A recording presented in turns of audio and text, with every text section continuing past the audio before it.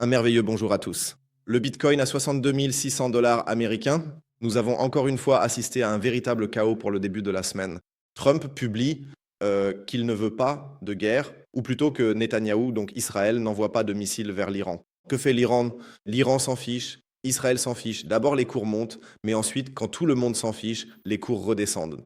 C'est un lundi parfait, je dirais, et sur ce, bienvenue dans une nouvelle vidéo de mise à jour crypto. Oui, nous sommes toujours, je dirais, en dessous de 63 000 dollars américains. Il y a eu ce petit pump, mais en soi, il ne s'est pas vraiment passé grand-chose, il faut le dire. Le prix de l'or continue de baisser. Les actions sont légèrement dans le rouge en pré-marché. En Corée du Sud, la situation est un peu différente. Là-bas, tout a été suspendu. Après que le COP, ou peu importe son nom, ait chuté de 8,4%, tout a d'abord été mis à l'arrêt. Ce genre de choses, nous ne l'avons pas avec le Bitcoin. Heureusement, il faut le dire, car cela permet d'acheter moins cher et d'ouvrir des positions longues à un niveau plus bas. Avant de commencer, comme toujours, n'hésitez pas à liker la vidéo, à vous abonner à la chaîne si ce n'est pas déjà fait, et bien sûr à rejoindre gratuitement le groupe Telegram de discussion et de signaux. Si vous avez envie de recevoir des mises à jour, des actualités et des signaux, rejoignez-nous avec plaisir. Le lien est disponible gratuitement en bas dans la description de la vidéo. Et si vous cherchez encore une plateforme où vous pouvez trader tout ce dont nous parlons ici, vous pouvez bien sûr tout faire sur mon exchange partenaire BingX. Actuellement, vous pouvez obtenir jusqu'à 10 000 USDT de bonus. En plus, vous pouvez y trader le Forex, les cryptos, les actions, tout ce que vous voulez, et désormais aussi à nouveau le DAX pour tous les intéressés. Bon, passons maintenant aux actualités. Israël frappe l'Iran après une attaque de missiles mettant en péril les discussions de Trump, signifie en gros, Trump voulait intervenir, Trump a poussé les cours à la hausse pour que le prix du pétrole reste bas et que les obligations restent également basses. Ça n'a pas vraiment fonctionné, les deux camps se bombardent simplement à nouveau l'un l'autre. Aujourd'hui, entre 14h30 et environ 21h, Trump postera encore qu'il a ramené la paix. C'est en réalité faux, mais il doit calmer les marchés boursiers. Sinon, les pertes sur actions s'accentuent car le rallye de l'IA s'essouffle et le prix du pétrole grimpe. On retrouve les mêmes problèmes. L'engouement pour l'IA se poursuit. Les prises de bénéfices sont naturelles. Pourtant, le prix du pétrole remonte. Cela signifie que cela va à nouveau provoquer des remous. Et cette semaine, je ne sais pas, la BCE devrait, je crois, relever ses taux, mais en tout cas, la BCE va agir, le Royaume-Uni va agir, et la semaine prochaine, ce sera au tour du Japon et des États-Unis. Que les États-Unis relèvent leurs taux, je ne pense pas que ce soit probable pour l'instant. Donc, cela me surprendrait vraiment énormément si Borch procédait immédiatement à une hausse des taux, mais comme je l'ai dit, au fil des prochains mois, plus on attend, vous le voyez déjà, nous sommes désormais en octobre, où il y a au moins une chance que les taux soient relevés nettement plus tôt que d'habitude. Mais comme je l'ai dit, le Royaume-Uni et l'UE seront les premiers. Le carry trade au Japon sera alors le prochain sujet. Et ensuite, il est possible que les États-Unis suivent. Cela se verra cette semaine, car nous recevrons, c'était quand déjà? Je crois que c'est mercredi. Oui, mercredi, nous aurons encore les données de l'IPC aux États-Unis. Elles devraient en partie être plus faibles. Du moins, l'IPC calculé sur un mois, mais sur l'année, il devrait augmenter à 4,2%. Pas vraiment bon. Le taux de base passerait de 2,8 à 2,9%. Pas idéal pour la Fed. Une hausse des taux devient donc plus probable, ce qui pèse aussi sur tout le secteur de l'IA. L'argent est, oui, plus cher pour plus longtemps, higher for longer, et cela pourrait aussi provoquer un peu de tumulte supplémentaire dans l'univers crypto. Malgré tout, nous en avons déjà parlé, ou plutôt nous l'avons déjà posté hier dans le groupe Telegram, que nous sommes désormais sortis par le bas de notre bear flag. Nous sommes tombés jusqu'à 59 100 dollars. Cela signifie que nous avons d'abord franchi ce plus bas ici en bas, ce qui est déjà un bon signe. D'un autre côté, si l'on jette un rapide coup d'œil au daily time frame, malheureusement, nous n'avons pas obtenu de divergence haussière ici en bas. On le voit à peine, mais il n'en est pas ressorti de divergence haussière. Sauf détente imprévue, je m'attends à ce que nous continuions de baisser ces 2 prochaines semaines. En cas de scénario haussier, cela impliquerait un nouveau retest de notre bear flag, soit dans le golden pocket, soit au niveau 0,5 de Fibonacci. Cela signifie que nous allons déjà placer ici une nouvelle zone de vente où, comme je l'ai déjà annoncé ou posté dans le groupe Telegram, je vais à nouveau doubler ma position short, ou du moins l'augmenter de manière significative, avec un stop loss placé ici en haut, quelque part, disons, autour de 76 000 dollars américains. Si ce n'est pas le cas, je continue de penser que notre scénario principal, ici en bleu, restera valable et que nous allons au moins retomber dans la zone des 50 000 dollars américains. Sur la heatmap, si on regarde rapidement, bien sûr, il y a pas mal. voire nettement plus de liquidités au-dessus de nous. Mais étant donné que nous ne faisons que chuter depuis 1 à 2 semaines, et cela à une vitesse assez soutenue, il faut dire qu'il y a vraiment très très peu de liquidités là-haut, ce qui est un peu surprenant, il faut bien l'admettre. Passons à une période de 3 mois et regardons un peu si nous avons un peu plus de liquidité en bas. La plus grosse part est partie, mais même vers le haut, vous voyez vous-même qu'il n'y a pratiquement pas de liquidité significative qui doit encore être prise.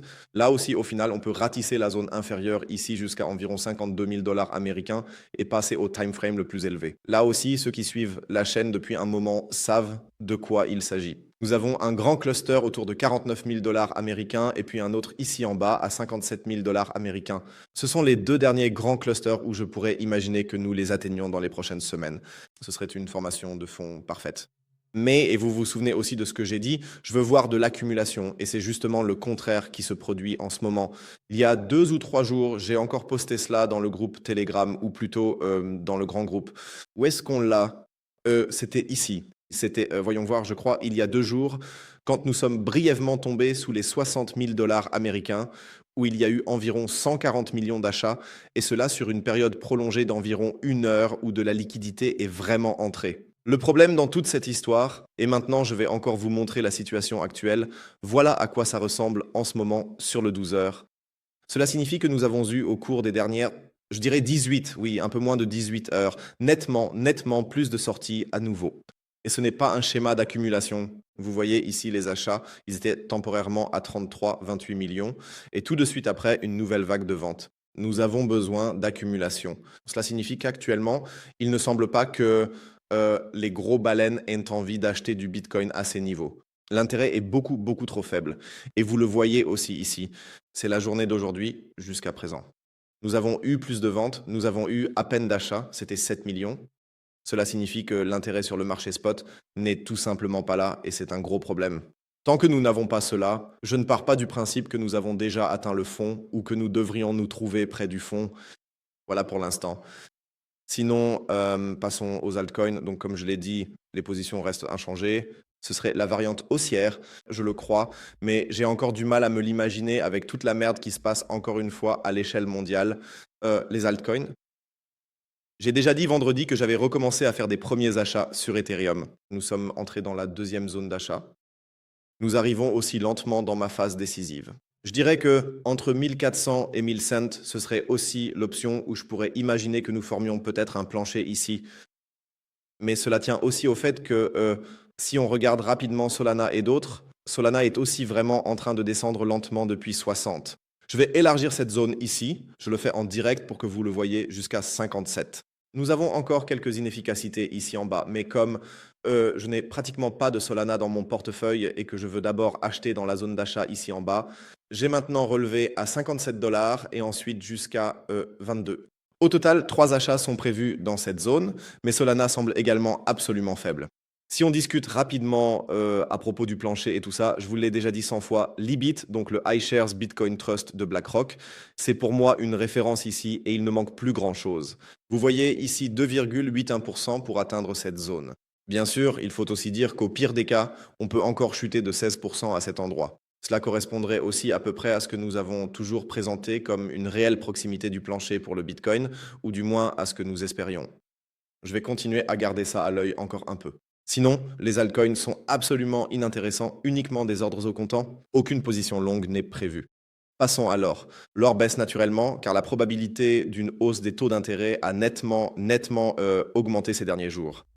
C'est déjà le premier point, et deuxièmement parce que l'incertitude reste présente à l'échelle mondiale. De même, l'argent est clairement en train de dégringoler. Désolé pour l'expression, mais c'est la réalité. Ici aussi, nous arrivons lentement mais sûrement à une tendance où je dirais d'accord pour une accumulation, pas physique, car le physique est trop cher, mais pour un trade, il pourrait y avoir une opportunité. Ensuite, dans le domaine du Forex USD-JPY au-dessus de 160, vous le savez, c'est ma zone de short absolue. Nous avons comblé l'inefficience ici en 9 jours. Il y a aussi une décision sur le carry trade, ou plutôt une décision sur les taux d'intérêt au Japon, et ils doivent augmenter. Regardez la situation des taux d'intérêt là-bas, elle n'est tout simplement pas bonne. Ou bien le marché obligataire, tout comme aux États-Unis, les marchés obligataires atteignent à nouveau presque de nouveaux sommets.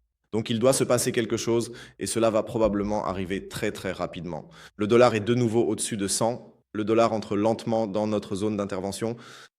La patience est tout sur ces marchés, hein. Même pour cette zone ici, il y a eu des commentaires. Jamais, jamais. Nous nous rapprochons lentement mais sûrement et la trajectoire reste toujours la même. Donc là où nous l'avions tracé à l'époque jusqu'ici, c'était début à mi-avril. Ça viendra encore. Et sinon, jetons un rapide coup d'œil, comme je l'ai dit, sur les 13 marchés. Le Dow Jones stagne un peu, mais il pourrait aussi lentement entrer en correction. Je parle de correction. Je ne parle pas d'un énorme crack ou autre chose, car nous savons exactement ce qui va encore se passer. Ça s'effondre à nouveau complètement vers le bas en très peu de temps et est immédiatement racheté. Le Nasdaq a été assez durement touché, il faut le dire, à ce stade. Depuis le plus haut historique, il a maintenant chuté de 6%.